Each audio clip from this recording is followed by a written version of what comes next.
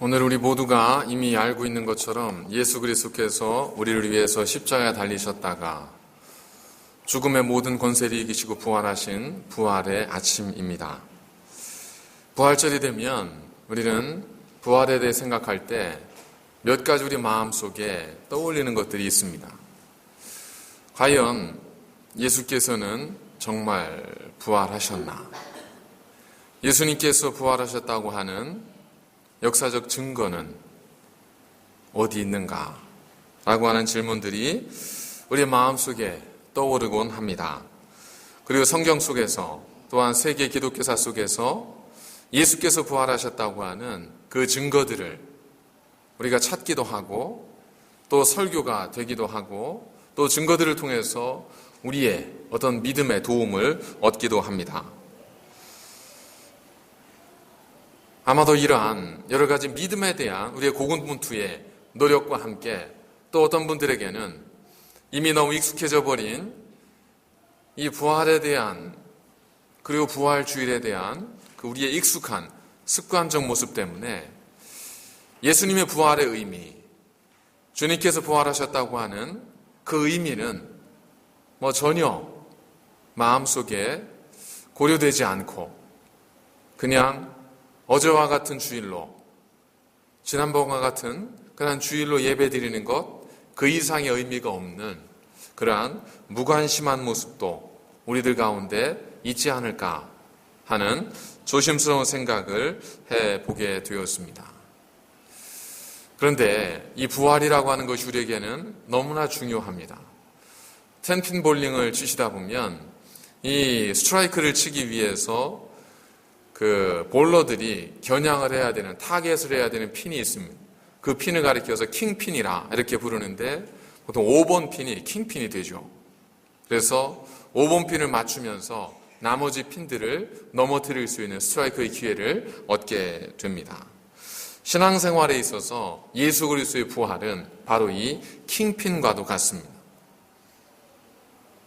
부활이라고 하는 것은 하나님께서 모든 죽음의 권세를 이기시는 사건이고 또한 하나님의 능력을 보이신 사건만이 아니고 그 십자가를 통해서 우리의 죄를 사하시고 우리를 구원하신 그러한 사건인데 이 부활이 우리 안에 고백되어지지 않으면 부활에 대한 우리 참된 신앙의 고백이 우리를 통해 되어지지 않으면 여러분들의 신앙, 저의 신앙, 우리 모두의 믿음은 헛된 것뿐입니다. 이건 결코 저의 말이 아닙니다. 고린도전서 15장 14절에 보면 그리스도께서 만일 다시 살아나지 못하셨으면 이 이야기는 만일 예수님께서 부활하신 것이 사실이 아니라고 한다면 만일 주님께서 정말로는 부활하지 않으셨다면 그렇다면 우리가 전파하는 것도 헛것이요 또 너희의 믿음도 헛것이라 라고 성경은 우리에게 분명하게 말씀하고 있습니다. 우리의 믿음이 헛것이라는 건 뭘 의미하겠습니까?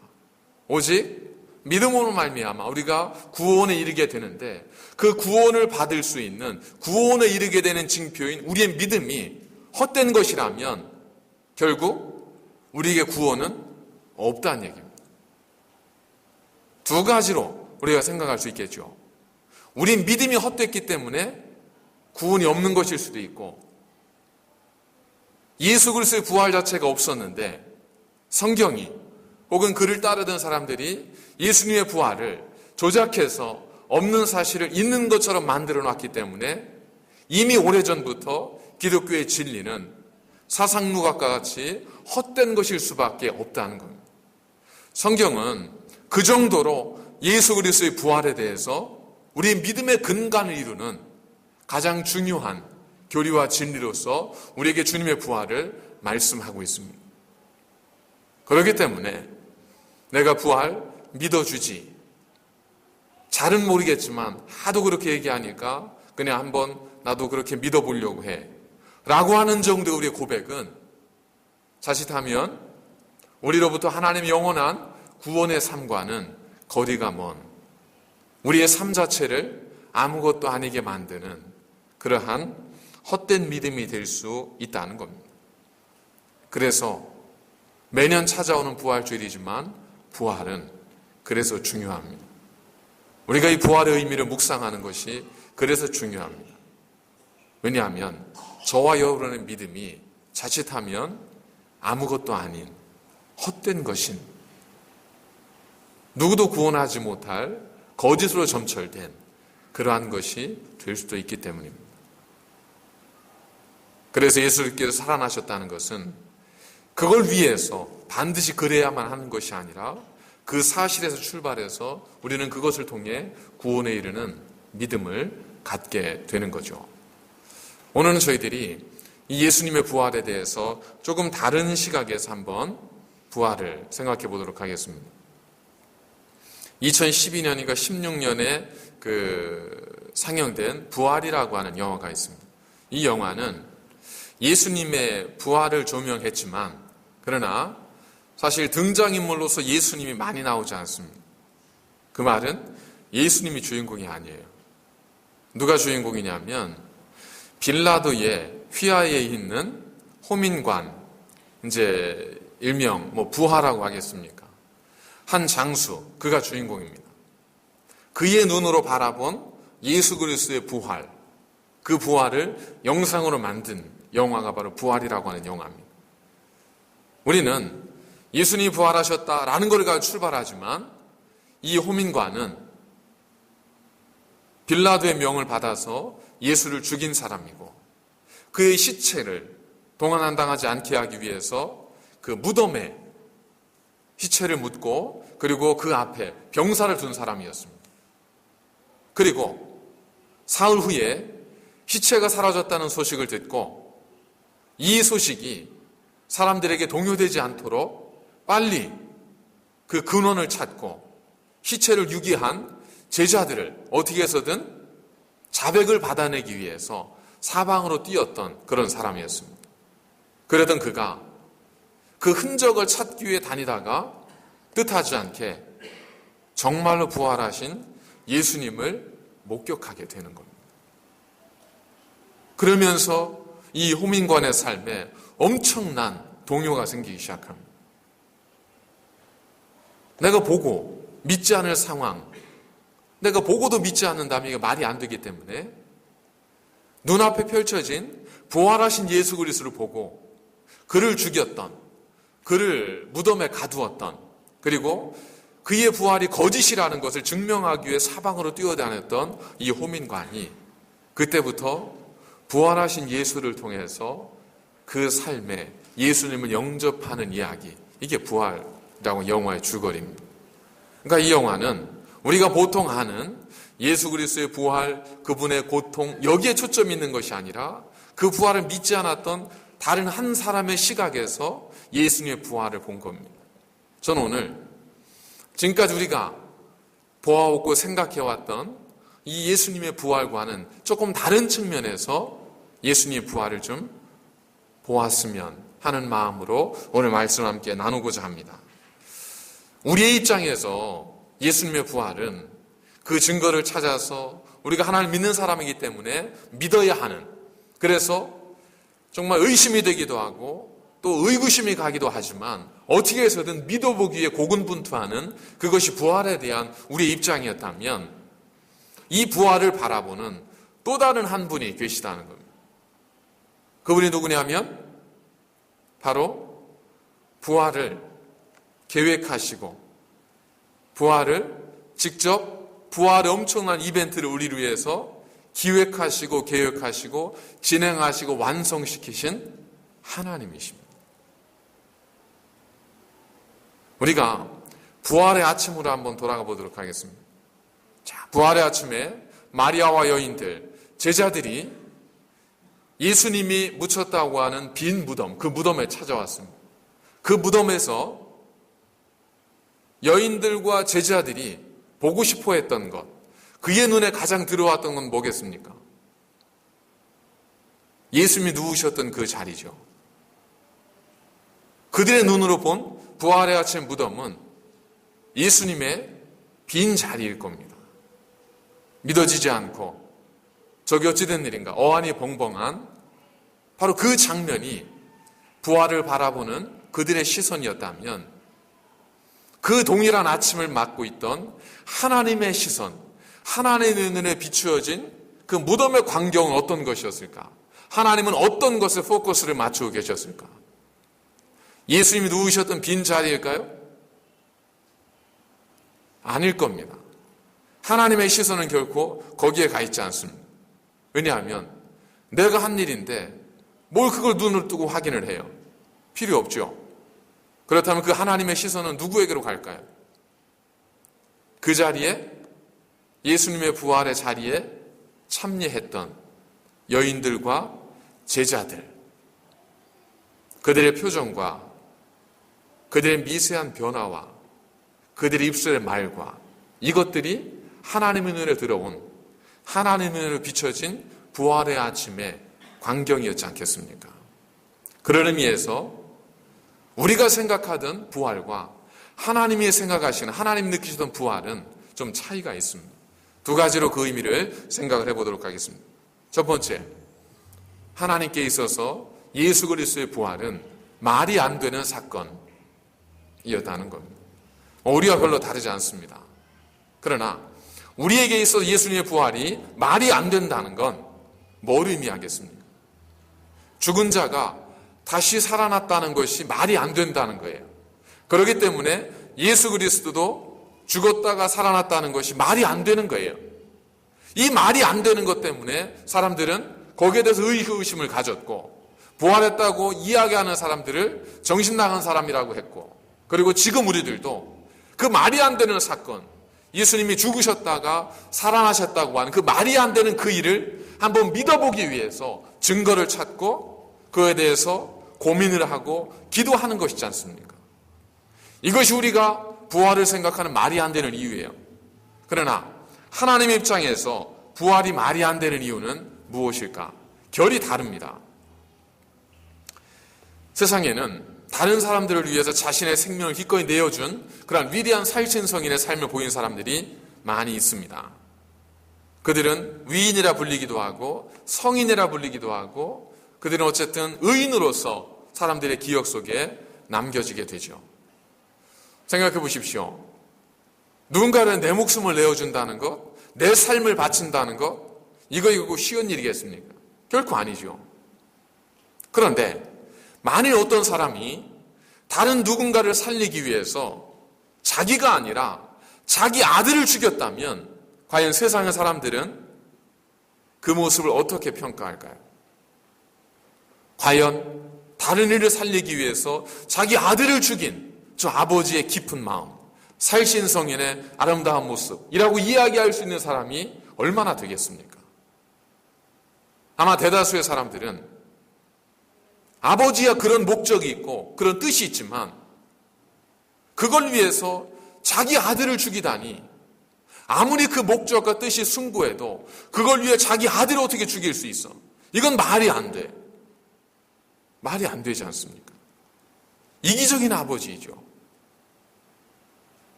그런데 그 일을 하신 분이 하나님이시라는 겁니다. 그 하나님께서 우리를 위해서 당신의 아들을 십자가에 죽이셨습니다. 여러분, 자녀를 위해서라면 생명까지도 내어줄 수 있다고 하는 것이 부모의 마음입니다. 자녀가 죽어갈 때 내가 대신 죽을 수 있으면 저를 살려주십시오라고 기도할 수 있는 것이 바로 부모이지 않습니까? 자, 자녀가 세상을 살리기 위해서 죽어야 된다고 이야기합니다. 그럼 아버지, 난 어떻게 하겠어요? 얘야, 정 그렇다면 너는 살아라. 내가 죽으마. 이게 아버지의 마음이지 않겠습니까? 그런데 하나님께서는 그 아들을 우리를 위해서 십자가에 내어주셨습니다. 그리고 그가 대신 목숨을 주고 건지려고 하는 사람들의 면면을 보면 그들이 누구냐 하면 의롭고 정의롭고 깨끗하고 선하고 아름다운 사람들이 아닙니다. 그들은 죄인이고 파렴치하고 그들은 배신했고 그들은 더러웠고 그런 욕망에 젖어 있는 수많은 사람들이었습니다. 그들을 위해서 아들은 죽고자 했고 아버지는 그 죽음을 말리지 않으셨습니다. 만일 하나님께서 죽은 자를 살리실 수 있는 분이 아니었다면 아마 이 사건은 불가능했을 겁니다.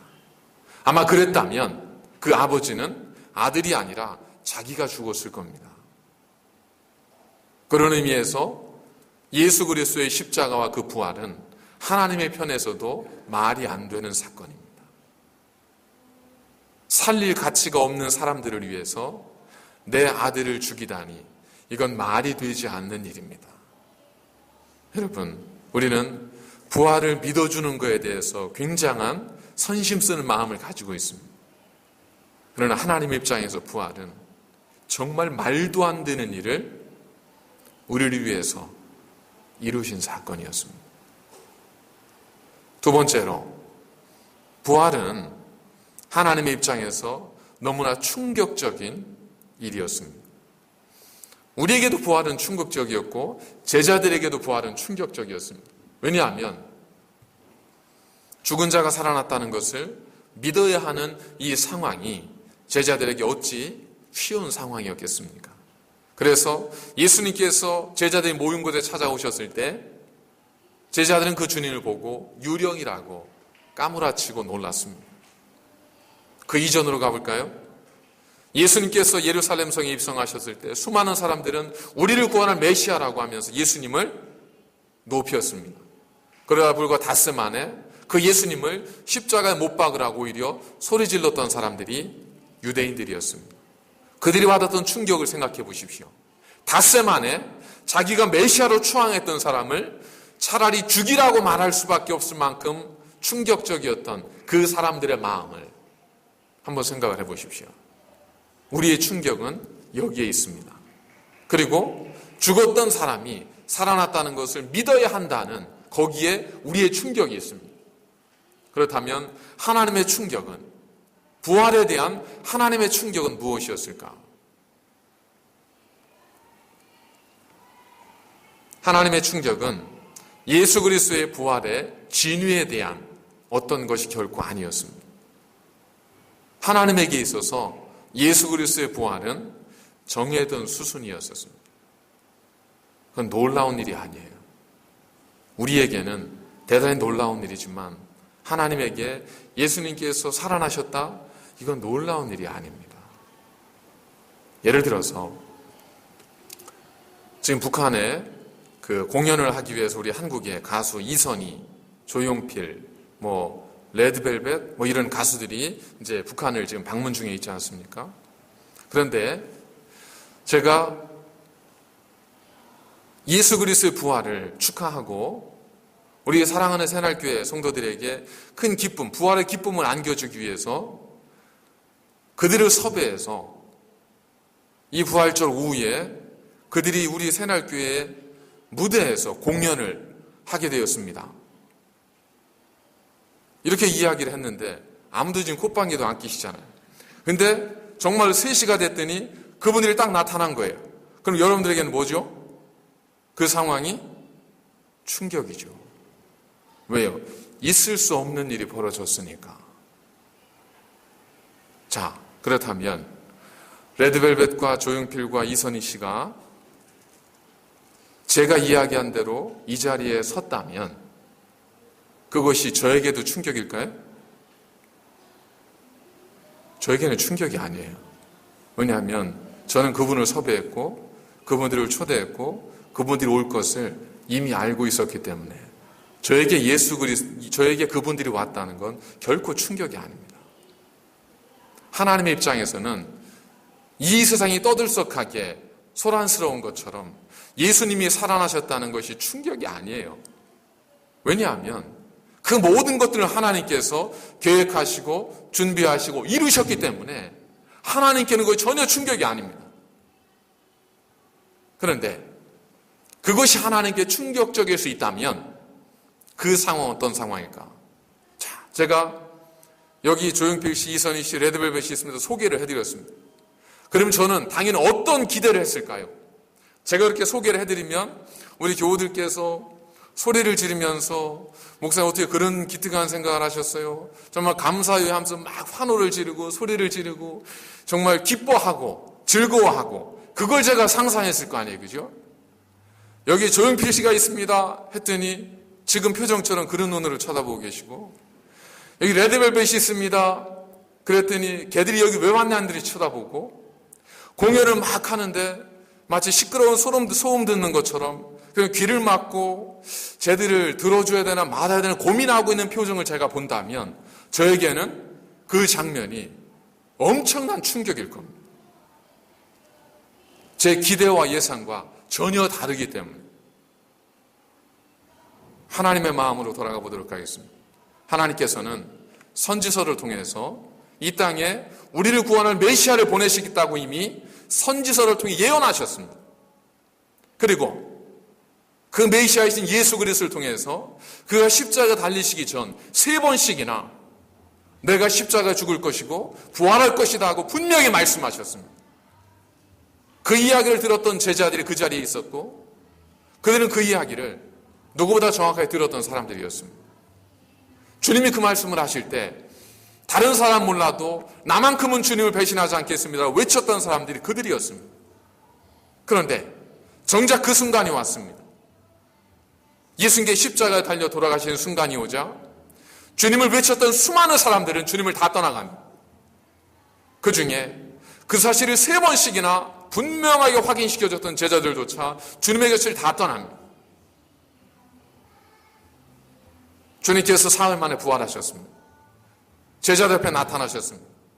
제자들은 그 주님을 향해서 유령이라고 외치는 거예요. 왜? 믿을 수 없다는 거죠. 그러나 주님의 입장에서는 얘들아, 내가 너희들에게 분명히 3번씩이나 말하지 않았니? 하나님께서 선지서를 통해서 말씀으로 너희들에게 주셨지 않았니? 너희들은 도대체 왜 믿지 못하는 거니? 여러분, 우리가 주님의 부활을 믿어야 될지 말아야 될지 고민하고 있는 그 순간 하나님은 우리보다 더 엄청난 충격 속에 빠질 수 있습니다. 그토록 성경을 통해 이야기했고 예수 그리스도를 통해서 증언했음에도 불구하고 우리가 그 사실을 전혀 믿고 있지 않다는 겁니다. 오늘 본문을 보면 하나님께서 아브라함의 의로 여기신 것이 있습니다. 그게 뭐냐면 그의 행위가 아니에요. 그가 아무리 어려운 상황 속에서도 불가능한 상황 속에서도 바랄 수 없는 중에도 하나님의 말씀에 대한 믿음을 가졌던 것, 그것을 하나님께서 보시고 그를 의롭다고 인정해 주셨습니다. 하나님께서 그의 의로 인정해 주신 것은 그가 원하는 것이 되기를 간절히 바랐기 때문이 아니에요. 마지막까지 이건 되게 해주세요라고 부르짖었기 때문이 아닙니다. 성경을 보면 그가 하나님의 약속하신 것을 능히 이루실 줄을 믿는 것으로 인하여 그것으로 그의 의를 여기셨다고 분명히 말씀하고 있습니다. 아브라함의 의는 하나님의 약속에 대해 믿었던 것이 아브라함의 의로움이었습니다. 자, 우리의 의는 어디서 찾아야 할까요? 성경은 분명히 말씀하고 있습니다. 그러므로 그것이 그에게 의로 여겨졌느니라. 그에게 의로 여겨졌다 기록된 것은 아브라함만 위한 것이 아니요 의로 여기심을 받을 우리도 위함이니 곧 예수 우리 주를 죽은 자 가운데서 살리시를 이를 믿는 자니라. 하나님께서는 아브라함에서처럼 동일하게 우리에게서도 그 의를 보시기를 원하고 그 믿음 가진 사람을 의롭게 여기신다고 말씀하고 있는 겁니다. 자, 그렇다면 그 믿음은 뭐라는 거죠? 우리가 믿고 싶어하는 어떤 것이 아니라 그 믿음은 하나님의 약속에 대한 믿음입니다. 그렇다면 우리의 부활에 대한 믿음의 근거가 어디에 있었습니까? 그것이 역사학자들이 전해주는 역사적 고증의 증거와 자료들, 거기에 있었다면 우리의 믿음은 하나님 말씀하시는 것처럼 약속에 근거한 믿음이 아니고 그저 우리 스스로를 만족시켜 줄 수 있는 조건에 의한 믿음일 수밖에 없다는 겁니다. 우리가 연약하기 때문에 그런 증거들이 분명 필요하겠지만 그것보다 더 필요한 것, 중요한 것은 하나님의 약속에 대한 우리의 믿음이라는 겁니다. 부활이 중요한 이유, 부활 사건이 중요한 이유가 뭐냐면 대단한 걸 믿어주기 때문에 중요한 것이 아니라 하나님의 약속의 말씀이 있고 그 말씀이 성취되었던 것을 우리가 믿느냐, 그것을 하나님께서 이 부활 아침에 우리에게 물어보시기 때문입니다. 너는 내가 너에게 약속하고 내가 너에게 이룬 것, 그것을 믿느냐? 하나님, 제가 당신의 약속의 말씀을 믿습니다. 그때 하나님은 그 믿음을 우리의 의로움으로 여기시고 그런 우리를 영원한 구원의 나라에 이르게 하신다는 겁니다. 여러분, 하나님의 입장에서 보면 그리스도의 부활은 우리와 마찬가지로 충격적이었고 또 말이 안 되는 사건이었습니다. 그러나 그 결은 우리와는 너무나 달랐습니다. 우리는 너무나 우리의 입장에서만 부활을 보아왔습니다. 우리의 입장에서만 부활을 우리는 보려고 했습니다. 그러나 이번 부활주일에는 우리의 입장이 아니라 하나님의 자리에서 한번 부활을 보시면 어떨까요? 하나님의 자리에서 하나님의 눈으로 그리스도의 부활과 그 부활의 광경 속에 펼쳐진 수많은 장면들을 바라보시면 어떨까요? 그러면 우리 안에 정말 하나님 말씀하신 약속에 대한 아름다운 믿음이 싹트지 않겠습니까? 그런 참된 믿음, 그런 약속에 대한 온전한 믿음을 통해서 여러분들의 삶 속에, 여러분들의 가정 속에 부활의 산소망과 영원한 하나님의 기쁨이 충만하시기를 주의 이름으로 간절히 축원을 드립니다. 기도하시겠습니다. 거룩하신 아버지 하나님, 감사를 드립니다. 오늘 저희들이 부활의 아침 거룩하신 하나님 앞에 영과 진리로 찬양을 드립니다.